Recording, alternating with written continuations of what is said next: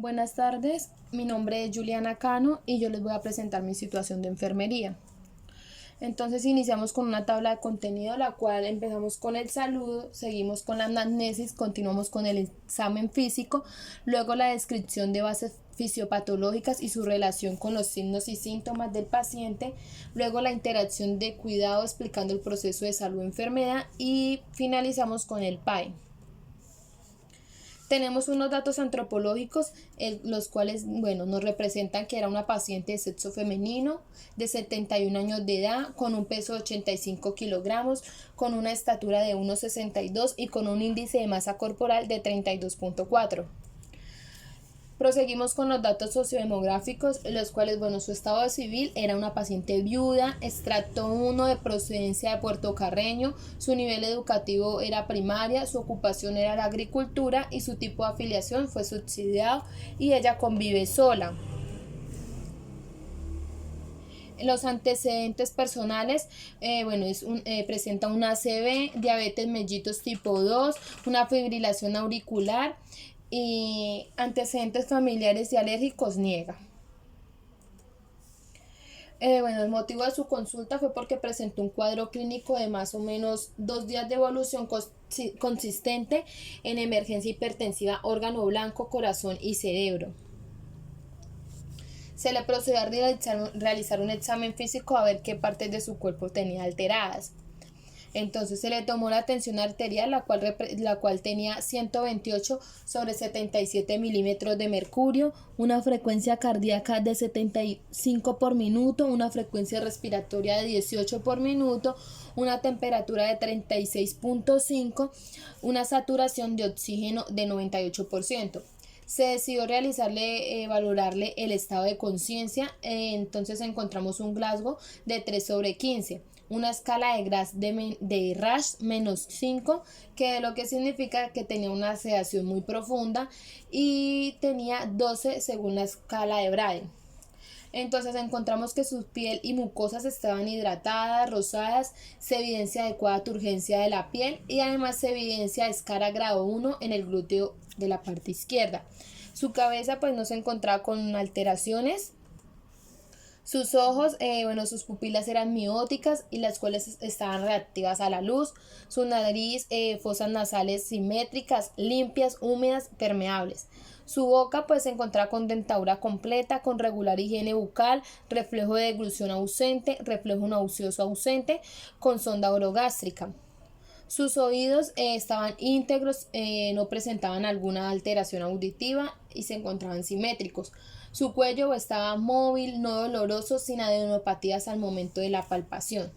Su tórax estaba simétrico, normoexpandible, con ruidos cardíacos rítmicos, sin presencia de soplos, con una ventilación mecánica, con un tubo de 7,5, el cual se encontraba en un modo relativamente controlado.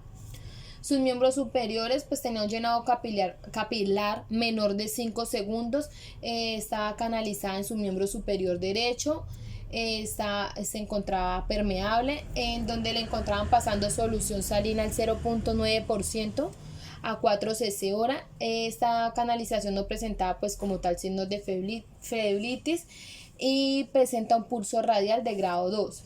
Su abdomen estaba depresible, globoso, con ruidos intestinales presentes. Recibe glucerna a 45 cc hora por sonda orogástrica con residuo gástrico a 10 cc. A la auscultación respiratoria se evidenció un murmullo vesicular conservado sin agregados pulmonares ni sibilancias. Sus miembros inferiores relativamente se encontraban sin alteración. Luego procedemos a realizarle la valoración por patrones funcionales según Marjorie y Gordon. Entonces, ¿cuáles de estos se encontraban alterados? Entonces, como primera instancia tenemos el patrón de percepción y manejo de la salud, que entonces, ella presentaba una emergencia por crisis hipertensiva, sus antecedentes de la diabetes mellitus tipo 2, su ACV y la falla auricular. El patrón de nutrición metabolismo, se encontraba con un índice de masa corporal de 32,3, recibe glucerna a 45 cc hora por la sonda orogástrica con residuo gástrico a 10 cc.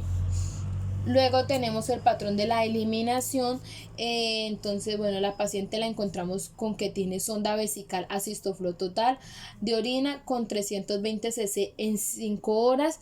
Pues relativamente las características de la orina estaban normales y la paciente tenía un gasto urinario de 0.7.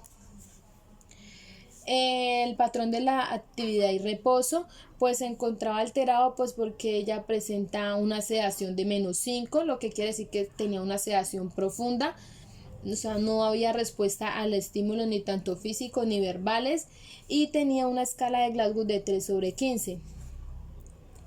El patrón de cognitivo perceptor pues también se encontraba alterado pues relativamente porque la paciente estaba sedada. El patrón de seguridad y protección se encontraba alterado porque pues presenta ya una úlcera grado 1. Entonces pues tenemos que estar muy enfocados también en esto para que esto no se vaya, pues la úlcera no vaya a pasar a otro tipo de grado donde pueda afectar más la salud de la paciente. El diagnóstico pues fue una emergencia hipertensiva, órgano blanco y corazón y cerebro. Ella llegó con un ecocardiograma, el cual decía que tenía una muestra de fibrilación auricular con paroxismo, desviación de la comisura labial hacia la derecha con afasias. Se sospecha de un ACV isquémico versus hemorrágico. Entonces, bueno, iniciamos con una pequeña definición sobre lo de la crisis hipertensiva, que es cuando encontramos una elevación de la presión arterial. Esta la podemos clasificar en dos, en emergencia hipertensiva y en urgencia hipertensiva. Entonces nos vamos a enfocar más en la emergencia hipertensiva, que era la cual estaba afectando a nuestra paciente. Entonces la emergencia hipertensiva es un aumento de la tensión arterial, la cual también va a afectar a los órganos blanco o diana, que en esto se encuentra el corazón y el cerebro. Entonces, una fisiopatología de esto es que, bueno, como ya ella presentaba la diabetes mellitus, entonces esto quiere decir de que tenía niveles de glucosa muy altos en sangre, lo cual va a afectar el corazón y causa daños también en el sistema nervioso central. Entonces, afecta al cerebro pues porque como tal las arterias se vuelven rígidas y estrechas, lo que va a provocar una falta de oxígeno y por consiguiente causará el ACV. Pero también puede romperse las arterias y esto es lo que va a causar como tal una hemorragia cerebral. Y pues afecta el corazón, pues porque la hipertensión obliga al corazón a trabajar con más intensidad, es decir, se va a sobrecargar. El corazón aumentará de grosor y es lo que conocemos pues como la hipertrofia. En fases avanzadas de la hipertensión no solo se halla hipertrofiado, sino que también aumenta el daño, es decir, que se va a dilatar, y cuando más dilatado se halla, menos capaz es de mantener el flujo sanguíneo adecuado. Cuando esto sucede, quiere decir que el corazón ha comenzado a presentar una falla y esto nos conlleva a una insuficiencia de causa hipertensiva. Entonces estos son como tal unos síntomas que presentan pues los órganos blancos, los órganos que tenía afectado la paciente, que era bueno en el cerebro, que bueno va a presentar una alteración del estado de la conciencia, una focalización neurológica, cefalea, irritabilidad. Y en el corazón pues va a presentar como unos síntomas de síndrome coronario agudo, dolor torácico, taquicardia, entre otros. Luego pues se le realizaron una serie de paraclínicos a la paciente. Entonces se le realizó un cuadro hemático, que esto es una serie de análisis sanguíneos que sirven para evaluar el estado de salud general del paciente y así poder detectar pues diversas enfermedades y pues como tal tomar medidas en un tratamiento eficaz. Luego se le tomó también una gasometría arterial, que esto es una técnica de medicina respiratoria que se realiza para saber lo bien o mal que los pulmones trasladan el oxígeno a la sangre y luego eliminar el dióxido de carbono. Entonces, este es un cuadro donde se clasificó los resultados que se le tomaron a la paciente. Los que están en rojo son los que están alterados. Entonces encontramos que la paciente tenía los leucocitos alterados, los neutrófilos, el hematocrito, el potasio y el sodio. Estos son los resultados de la gasometría arterial, en los cuales se encontró que tenía alterado el bicarbonato y el ácido lactámico. También se le realizó una radiografía de tórax, la cual pues arrojó como resultado una atelectasia, bivasales, cefalización de flujo, edema pulmonar. Un ecocardiograma en función ventricular izquierda conservada con una FEBI de 55, la cual pues está relativamente normal. También pues se le encontró una hipertrofia ventricular izquierda excéntrica leve, patrón de relajación pseudo normal, una insuficiencia mitral leve, una insuficiencia tricúspide leve. Se le realizó la toma de un TAC donde arrojó que presentaba un infarto agudo en la región frontal izquierda, territorio de las ramas terminales de la arteria cerebral media, con hernia subfacina de izquierda a derecha, un infarto crónico focal parietal derecho en la silla turca vacía, una sinusitis maxilar y desviación del tabique nasal hacia la derecha y un evento isquémico asociado a emergencia hipertensiva, edema cerebral, y se decidió dejar con anticoagulación plena. También se le tomó un ecocardiograma, el cual pues arrojó que tenía un bloqueo auriculoventricular de primer grado, que esto pues pudo haber sido provocado por la elevación de la presión arterial secundaria a la crisis hipertensiva que estuvo presentando la paciente como motivo de consulta. Esos son los medicamentos los cuales se le estaban administrando a la paciente, que era el losartán de 50 miligramos, atorvastatina de 40 miligramos, amlodipino de 10, carvedilol de 125, sucralfato de 1, amiodarona de 200, enoxaparina de 60, asa de 200 y el prazosin de 1 miligramo.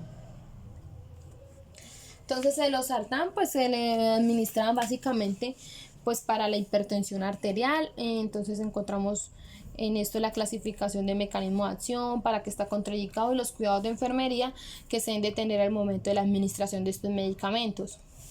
Encontramos la atorvastatina, que pues está indicado para la prevención de acontecimientos cardiovasculares en pacientes que presenten un alto riesgo de un evento cardiovascular.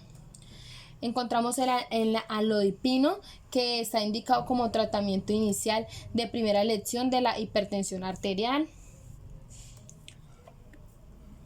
Encontramos el carvedilol, que está prolongado, está indicado para la hipertensión y como tratamiento prolongado de la cardiopatía isquémica.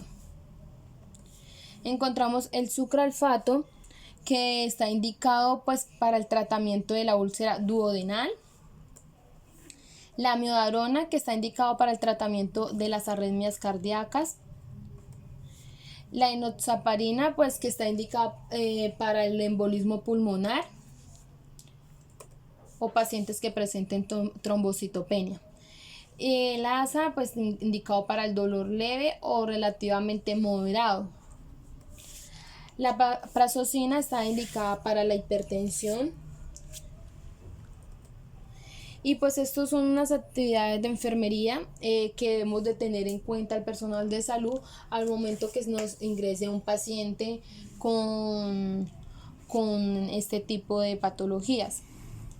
Entonces encontramos que debemos de mantener a la paciente en total reposo para no incrementar el trabajo del corazón y elevar la cabecera pues para que ésta tenga una buena ventilación. Debemos de monitorizar sus signos vitales, valorar la tensión arterial, el pulso radial y signos neurológicos cada 10 minutos. Mantener una administración de líquidos según lo haya ordenado el médico. Observar los efectos colaterales de los medicamentos, pues para que esto, digamos, en caso tal, no vayan a perjudicar más el estado de salud de la paciente.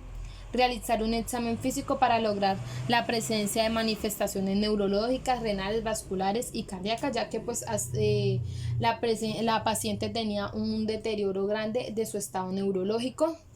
Realizar electrocardiograma según el estado del paciente y la frecuencia establecida, pues como para llevar un control de cómo están funcionando este órgano. Debemos de medir la diuresis de 24 horas, valorar y controlar los factores presentes que inciden en la tensión arterial, brindar un apoyo en la esfera afectiva, pues digamos el hecho de que la paciente esté en un grado de sedación como el que presenta, que es -5, no quiere decir de que no necesite un apoyo ya que no está consciente. Debemos de también brindarle cuidados a la piel, ya que ella presenta ya una úlcera por presión grado 1, entonces debemos de evitar que esta pues vaya a afectar más a la paciente o pase a un grado que le vaya a presentar alguna dificultad peor a ella. Proseguimos con los diagnósticos PAE, entonces encontramos el diagnóstico real.